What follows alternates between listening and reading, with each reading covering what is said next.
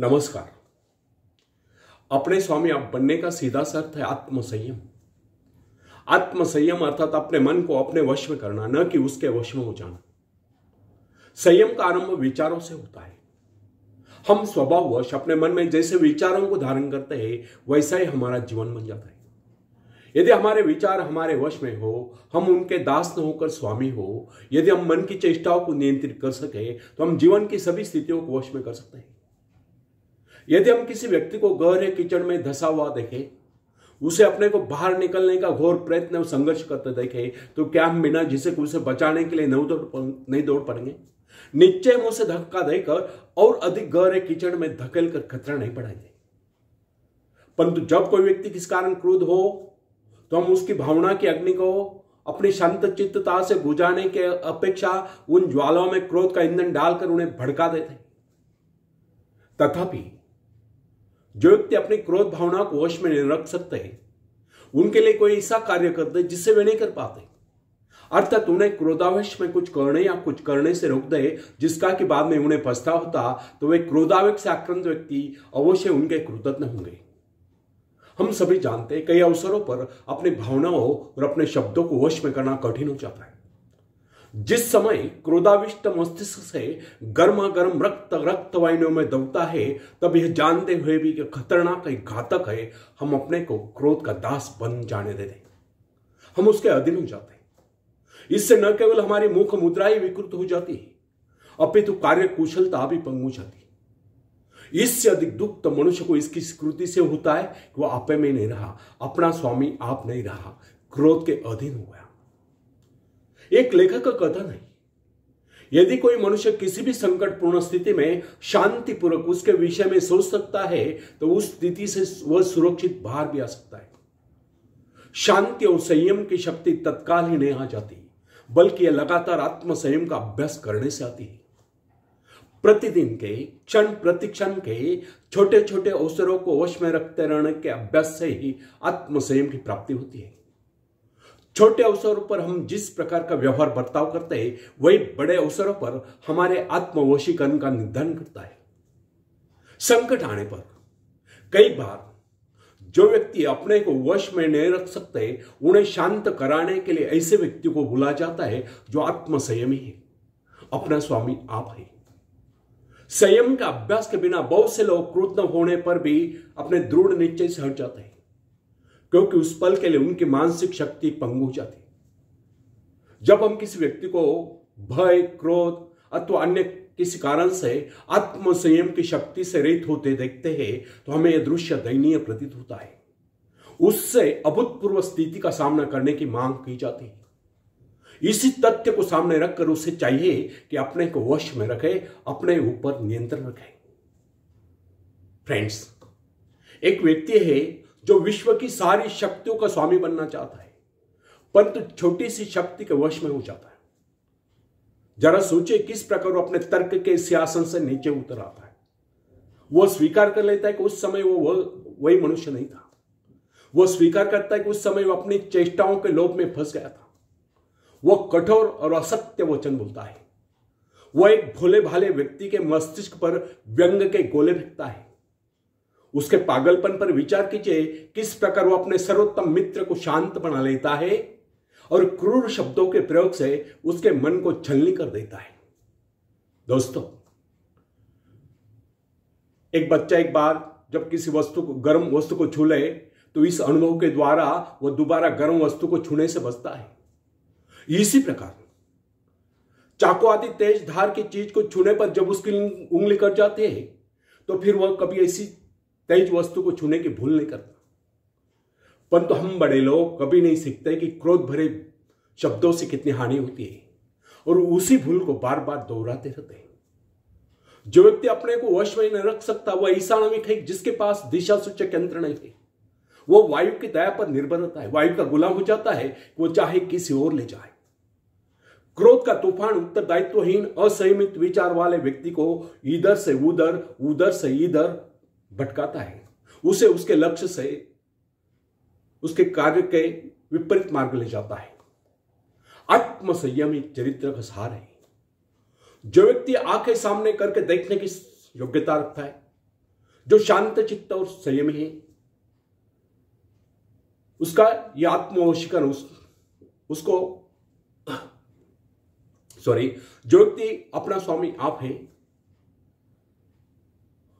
जो व्यक्ति आत्म संयम है, जो आंखें सामने करके देखने की योग्यता रखता है, जो शांत चित्त और स्थिर है, कितना ही उत्तेजित किए जाने पर भी जो तनिक क्रोध नहीं करता, वो आत्म संयम है। उसका यह आत्मवशीकरण उसको इतनी शक्ति दे देता है जितनी और किसी अन्य बात से प्राप्त नहीं होती।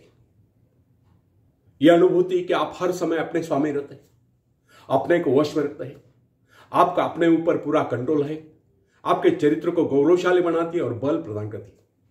आत्मसंयम की भावना आपके चरित्र को पुष्ट कराती है, सभी ओर से उसे ऐसा सहारा दे देती है जो अन्य किसी गुण से प्राप्त नहीं हो सकता। फ्रेंड्स, जो मन इंद्रियों का स्वामी है, जो उन्हें अपने वश में रखता है, वह सदा विधात्मक रचनात्मक होता है।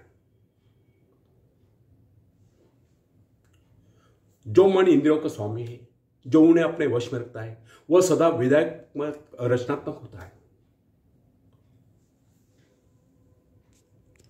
जो व्यक्ति सोचता है कि जब चाहे वह अपने मन को अपने वश में कर ले, विशेषता जब उसका किसी वस्तु में स्वार्थ हो, तो वह व्यक्ति कभी आत्म संयम में सफलता प्राप्त नहीं कर सकता। वही मनुष्य आत्मनियंत्रण कर सकता है जो मन को हर समय अपने आदेश का पालन करने के लिए प्रेरित करता है, मन को वश में करने का निरंतर अभ्यास करता रहता है। किसी भी व्यक्ति में शांत चित्तता एक जन्मजात गुण नहीं है और किसी भी व्यक्ति की प्रकृति क्रोधपूर्ण नहीं होती। उचित संस्कारों में अभ्यास द्वारा ही व्यक्ति अपनी भावनाओं को मधुर बना सकता है। इस प्रकार के प्रशिक्षित व्यक्ति का आत्मसंयम उतना ही प्रबल हो जाता है जितनी प्रबल लालसा या दबाव उसके सामने आए। जिस प्रकार घोड़े को घुड़दौड़ में जीतने के लिए निरंतर प्रशिक्षित किया जाता है, तब कभी वह मुकाबले में प्रथम आता है, उसी प्रकार बचपन से इस अपने मन को एक चीज पर एकाग्र करने के अभ्यास से ही सफलता मिलती है। मन को वश में करने का लगातार अभ्यास करने वाले का ही आत्मसंयम परीक्षा की कसौटी पर खरा उतरता है। जो व्यक्ति अपना स्वामी अपने बन सकता, जो आसानी से भावना में बह जाता है, जिसकी मनोवृत्ति इच्छा शक्ति की परवाह के बगैर डावाडोल हो जाता है,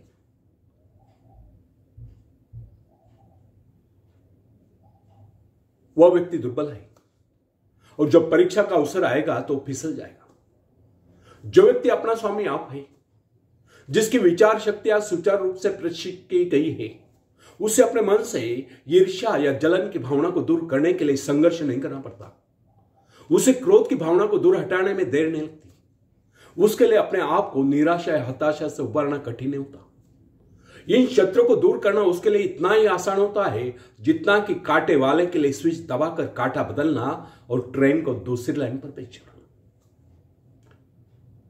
फ्रेंड्स, एक विद्वान ने कहा है, संयत मन का व्यावहारिक लाभ यह होता है कि इसमें आध्यात्मिकता को प्राथमिकता देने की पात्रता जाती है। यही आध्यात्मिक प्राथमिकता आत्मसंयमी व्यक्ति को असंयमी आत्मा से अधिक बलवान बना देती है, क्योंकि असंयमी ईर्ष्या या लोभ की हवा की झोंकों की दया पर है। उस असंयमी का पतन चाहे वह कितना ही ऊंचा क्यों न हो, ठीक उसी तरह हो जाता है जैसे भयंकर तूफान द्वारा पर्वत का ऊंचा शिखर उखाड़ कर फेंक दिया जाता है। फ्रेंड्स, लालसाओं की दया पर जीना, अपने भिन्न भिन्न प्रकार के मूड का शिकार हो जाना, भावुकता में बह जाना, यह भयंकर दुर्घटनाएं हैं जो जीवन में दयनीय असफलताएं ला देती है। हम हर जगह देखते हैं कि लोग अपने दुर्भाग्य का, बदकिस्मती का रोना रोया करते हैं, शिकायतें किया करते हैं। न तो उन्हें कभी प्रसन्नता मिली न सफलता, परंतु जब वे हर समय चिंता के आदत से अपने मन को विषमय बनाते रहते, तुरंत क्रोध के वशवर्ती हो जाते हैं, असंतोष की भावना के वश में हो जाते हैं।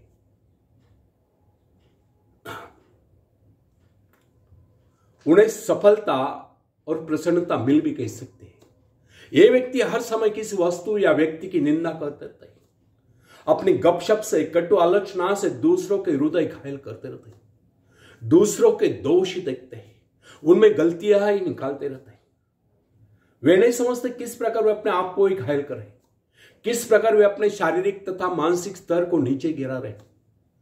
वे समझ नहीं पाते कि विरोध या झगड़ा करने वाला मन नकारात्मक, निषेधात्मक है, ऋणात्मक है, जो किसी प्रकार की रचना नहीं कर सकता।